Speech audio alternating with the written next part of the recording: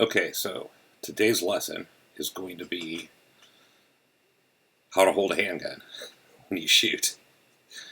Okay, first thing we're going to do is we got an empty gun, right? Empty, or you can look down the top and see that it's empty there. No magazine. And then you look in the chamber and always make sure that if there was a live round, that it extracted and it came out. You always have to look down the pipe. Some people like to feel like this, but once you've ever had a finger in here, when the slide accidentally goes home, you'll learn to never stick your finger in there on purpose. I'm taking a chance even doing this. So anyhow, one of the main things about holding a handgun is stability. Okay, you only have 2 points of contact on the gun: your right hand, your left hand.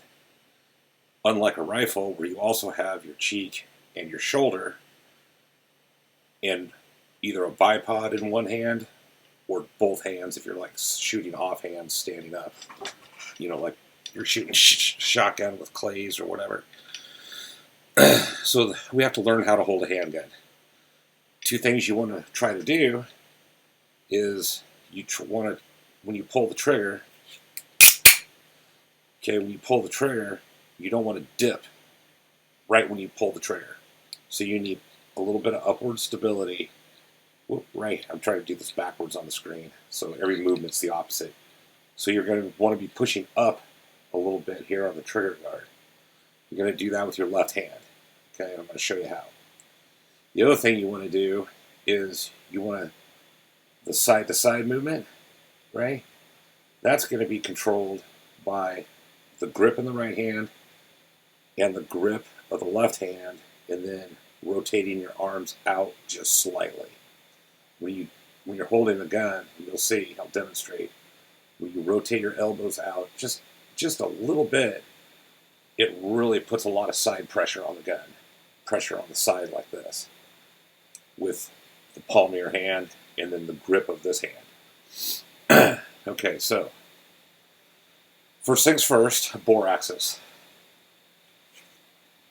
From where your hand makes contact here, under the beaver tail, to the center of the bore, the greater that distance, the more that gun is going to want to rock up and down like this when you fire it. So you need to make sure that you get your hand as far up into that beaver tail as possible. And you basically want to be able to hold it just like this. When you hold it like that, then you're in line. Let's see if I can rotate. You're in line, right? See, when you hold it, it's a straight shot down your arm. And you're going to use your entire arm as a brace to keep the gun from recoiling backwards. Okay? So extending your arm all the way out with this hold, whoops, God, it's hard to do. How do these YouTubers do this? There you go. Now, when you have the gun like that, grip these fingers around the front. And what you're going to see is that the meaty part of your hand and then the little ball down here is gripping from your fingers to here, right? That's the grip. The sides do not come into play with the grip of the gun. So now you have finger down the side, see right under that slide, you have a straight grip, and if you were to shoot the gun, like this, right, you can see, like go right to the camera, how the back of the gun is pointed right at my shoulder, straight down my arm, right? And my elbow is locked all the way out. Now, when you push, try to pull like this, you see how the only thing that can happen is the gun can go down a little when I pull the trigger. And that's in the wrist action. So the stronger your wrists are, when you pull the trigger, the less amount of movement you get. And that's with the arm locked. And when your arm is completely locked, straight out, head up, looking down the gun, that's what you see. And you can pull the trigger, and you shouldn't see any movement of the muzzle. That's single-handed. And oh, by the way, it works exactly the same if you're left-handed. You can see there's the grip. There's the grip. Right? That gun's going to not want to go like this.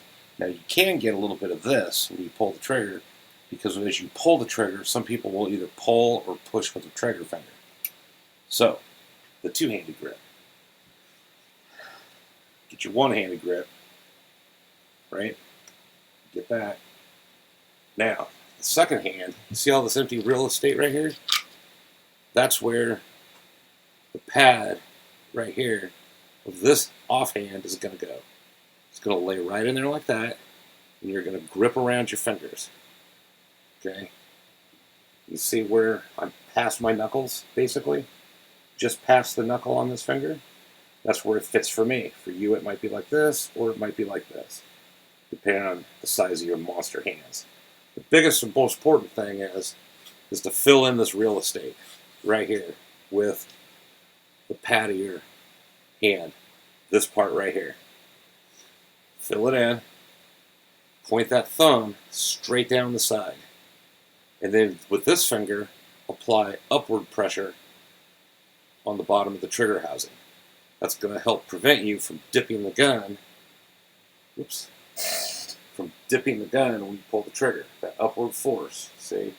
And if you can see, when I'm like this, my wrist, my hand is straight, my wrist is locked, and it's not like this, gripping it, where you have no support.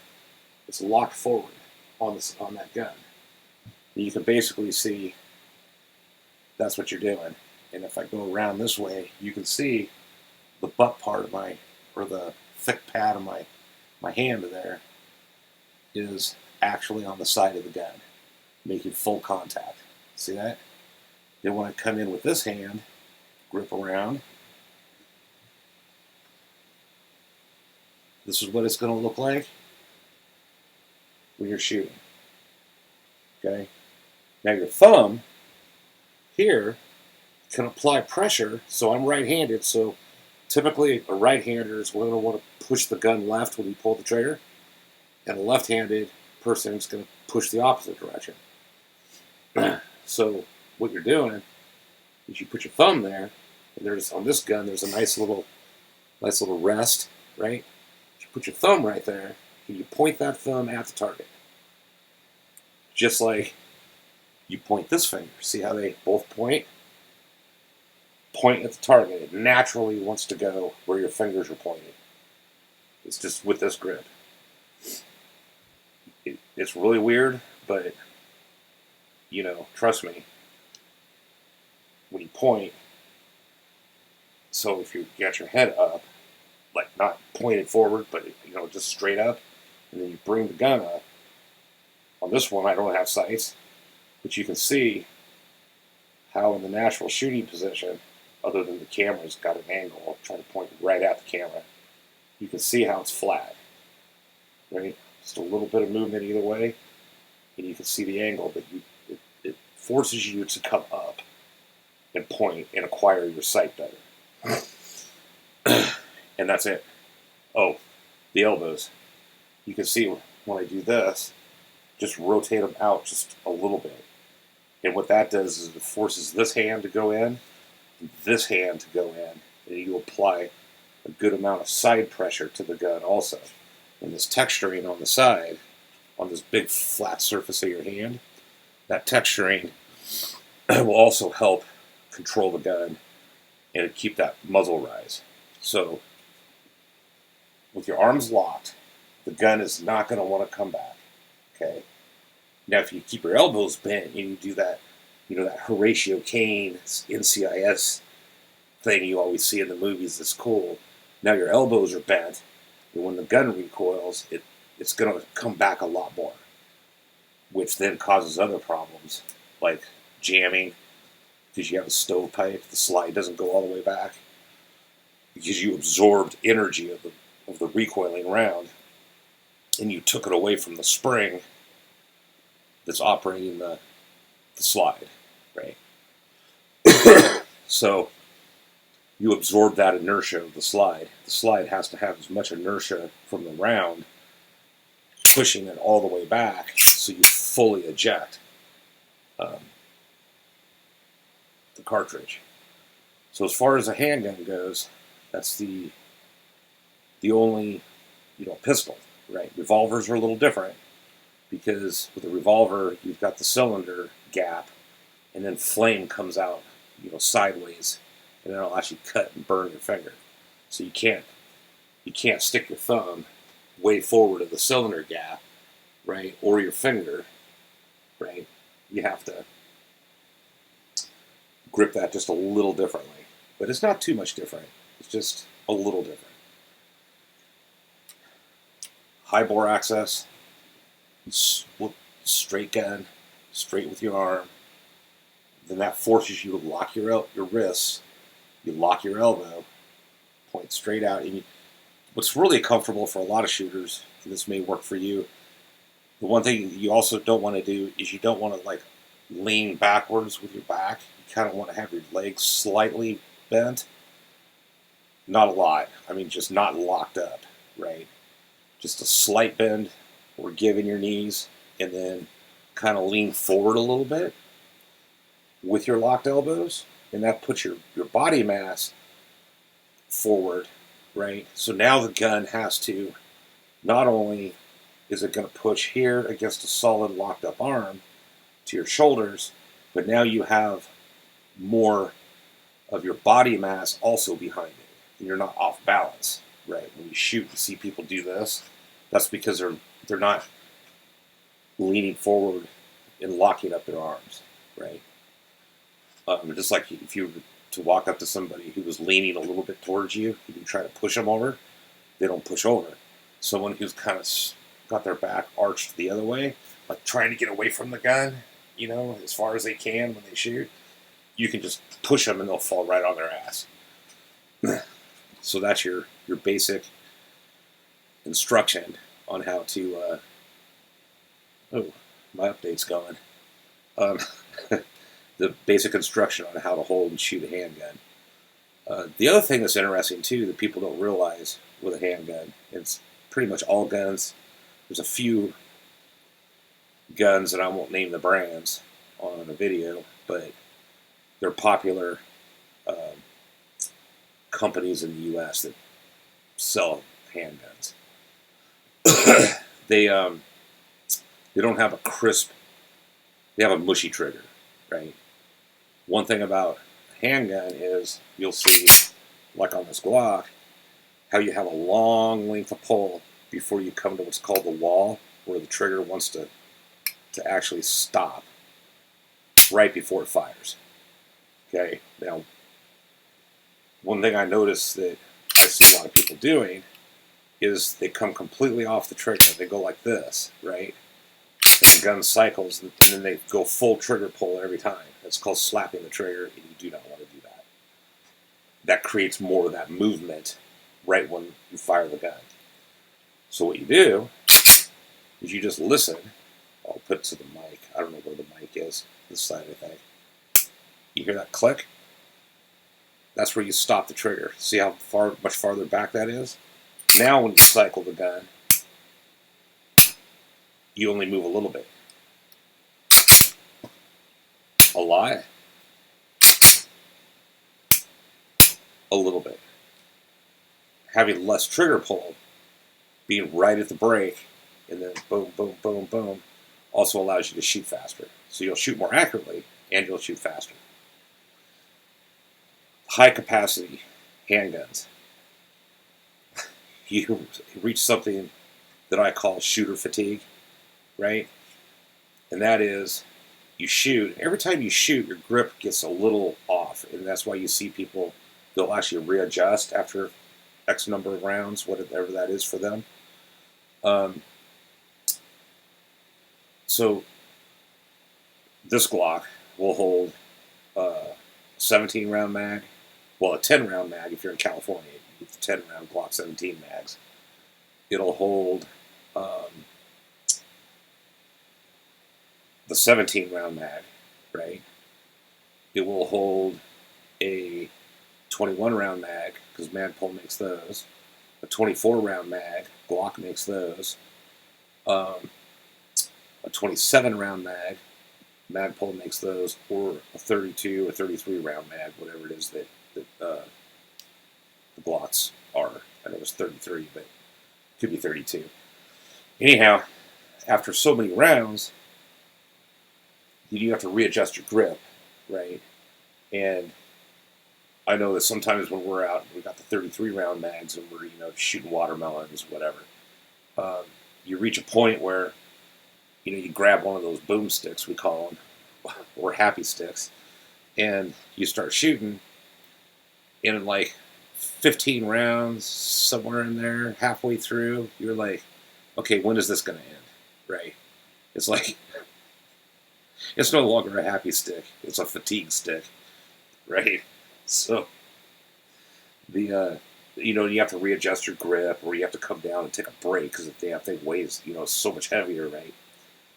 And you're holding the gun up all that time, working with the recoil, that you just get to the point where you just stop acquiring a good sight picture. You're basically pulling the trigger to pull the trigger. So that does happen. And when we train, excuse me, a little bit of heartburn from dinner. When we're actually out practicing, like for real, and we're seriously like, okay, we're training, right? We're measuring split times on our draw time, our split time, our transition time from one target to the other with a shot timer. So when we're doing that kind of training, typically we'll put like, if it's like draw, pump 2, reholster, draw, double tap, you put like 4 rounds or maybe 5, right, in the gun. When you're doing a transition where it's draw, double tap, transition, double tap, so like 2 targets, 2 bad guys, we'll put like 6 rounds in. And that'll give you 1 round in case you miss, which that depends on the distance and, whatever. If we're training at, 10 feet or 10 steps, right, 10 yards, so 15 feet on a full-size IPSC target, or even actually the ones we have are 60% of the size of an IPSC target, which is the human silhouette target. So 60%, 1/3 reduction in size, and you pretty much don't miss, right? You're going to hit that target pretty much no matter what. Every once in a while, you goof up and you shoot one low or shoot one to the side of the target.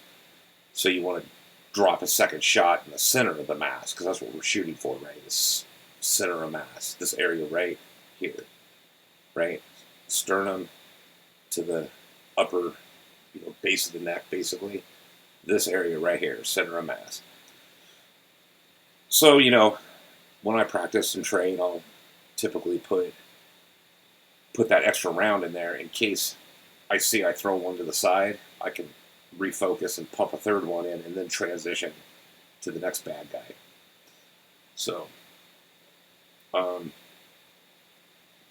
yeah, less rounds when you practice.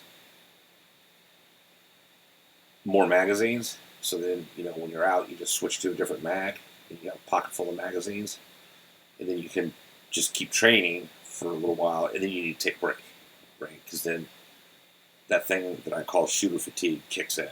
So to go out and blow,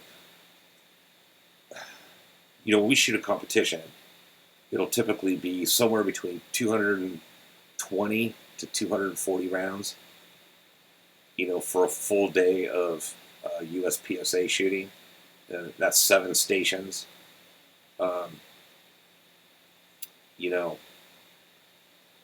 That's 4 hours of competition shooting. But the thing about that is you have long breaks in between your shooting, because you have all these other people that are shooting at the same stages. So that shooter fatigue doesn't really kick in. You run the course, it's like 30 32 rounds, 28 rounds, whatever the course is. And you have different types of targets that you shoot at, and it lasts for just a few seconds, right? And then you're over. When you go out in the desert, out in the woods, whatever, anymore, and you're actually like trying to learn how to shoot your handgun, you need to plan on being there longer, shooting longer, the time period for shooting. Don't rush it into a short time. And then less rounds in the mag. That way it does two things. One, you conserve ammo, right? Because you're not just shooting to shoot. And the other thing is it makes your training more effective. It forces you to like take a break and then you can think about what just happened and then load up 5 more or whatever and do it again. To go out there and just shoot full mags, and go through 300, 400, 500 rounds, that's actually kind of negative training, because if you're not shooting good and training to build the muscle memory, then you're just shooting to shoot, and it really doesn't teach you anything. So whenever you go out and shoot, especially if you don't get to get out that often, it's better to use less rounds in the mag, take breaks more often, and then have a plan. What do I want to try to do today?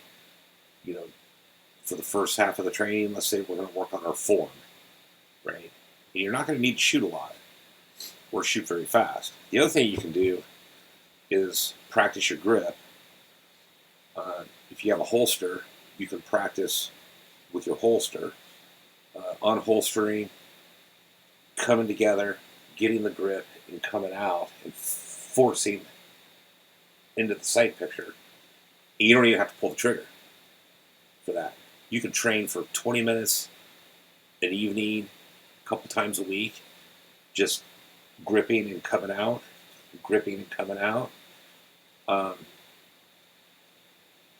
And then when you're out in the range, out in the desert, whenever you're shooting your target, you can, put the gun at the low ready and then come up, acquire, boom, back down. Come up, acquire, boom, back down. And then if you only have 5 rounds, then you get to, when you're doing that, you get to evaluate your performance and your technique, and then find that place where you come out and you're on target. And then when you pull the trigger on that first round, it's a center of mass hit every time. If you can do that, for like the first, say, half hour of your shooting day, then you can practice, maybe doing double taps, right? You come up and you go boom, boom. You shoot as quickly as you can on that second follow-up shot. And that develops your... so the first one coming up, okay, I got on my target, I got on my sights, right? Boom, pop the round, hit. The second shot, then, because the gun's going to recoil up, is finding your target, your sight again, right? Your sight picture, and then hitting the second round. And you do 2 rounds, and then you stop for a second, put your arms down, relax, and then you do it again. And then you're just doing 2 rounds at a time. 2, 2, 2, 2, and it's much slower. And then you can correct things that way when you think about it.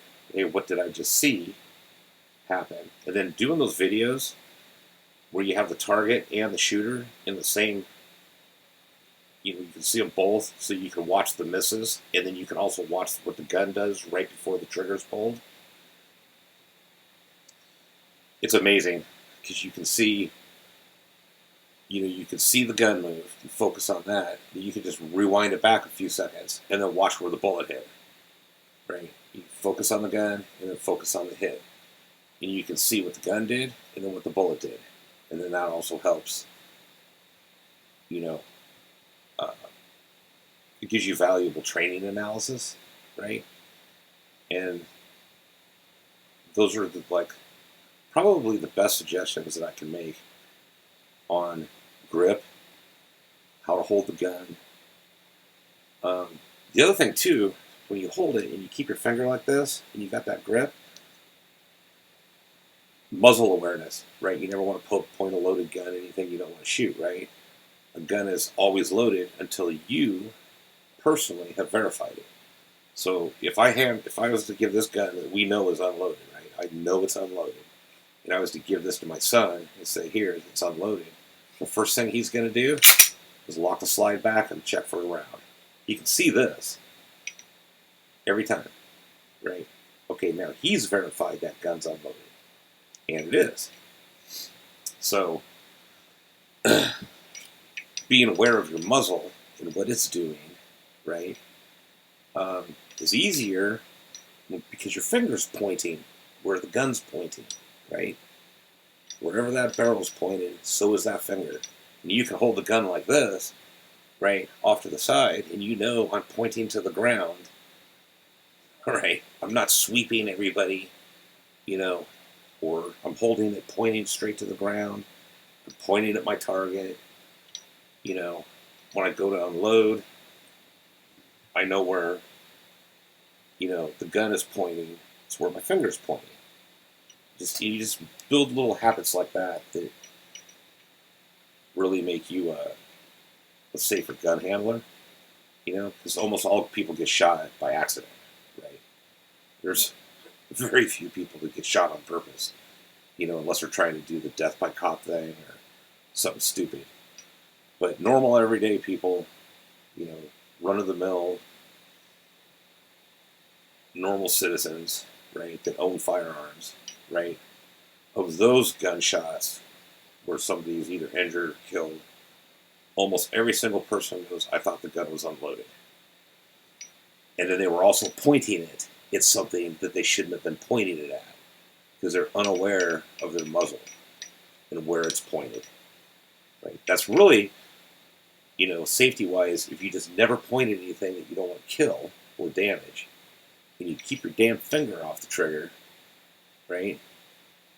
Whether the gun's unloaded or not, you're never going to shoot anything, right? Of course, then, "Oh, I thought the gun was unloaded." That's why you pointed it at your friend's head and pulled the trigger. What kind of stupid shit is that? So, you know what? It happens all the time. I get videos in my news feed for just that kind of stuff, right? The Darwin Awards for gun handling and things like that. And you see it like every few days. There's a dumb one like that comes through, right?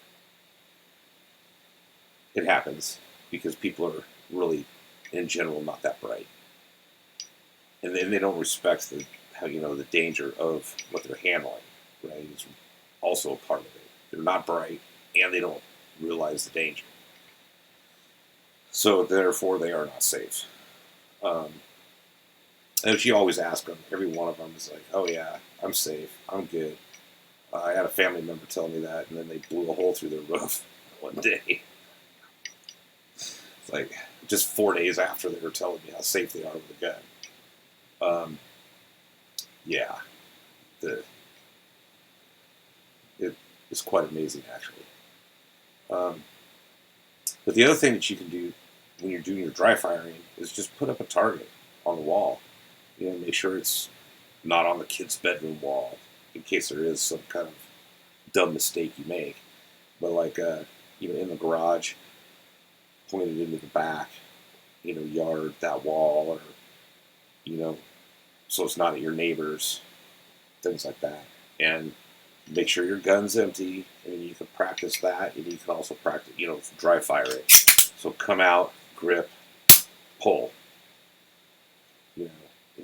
and start slow, right? Go super slow, but get everything right, and then speed up, speed up, speed up, speed up, speed up, and then just do it really slow for 15, 20 minutes, and then call it a day. Come back the next day, 2 days later, start slow, maybe speed it up just a little bit, but don't keep speeding it up if you haven't perfected the slower speed before, where it's every single time you're on your target. I think that's about it. And I know I love how people on the internet get freaked out when you point a gun at a freaking camera. You know, especially an unloaded one like that. Drives me nuts, and I really don't care. Um, I guess they get triggered, so to speak. Or they're just internet trolls, haters. You know, maybe they've shot their buddy. You know, I've talked to a few people that have actually shot their buddy when they were at the gun range. And they were there together, too. Again, like for more punishment, where the guy's hand is still wrapped up where the bullet hole is. So, you know, people do really dumb stuff. But the grip, though, that grip thing, that's the training. Anyhow, signing off. See how much of this I have to edit.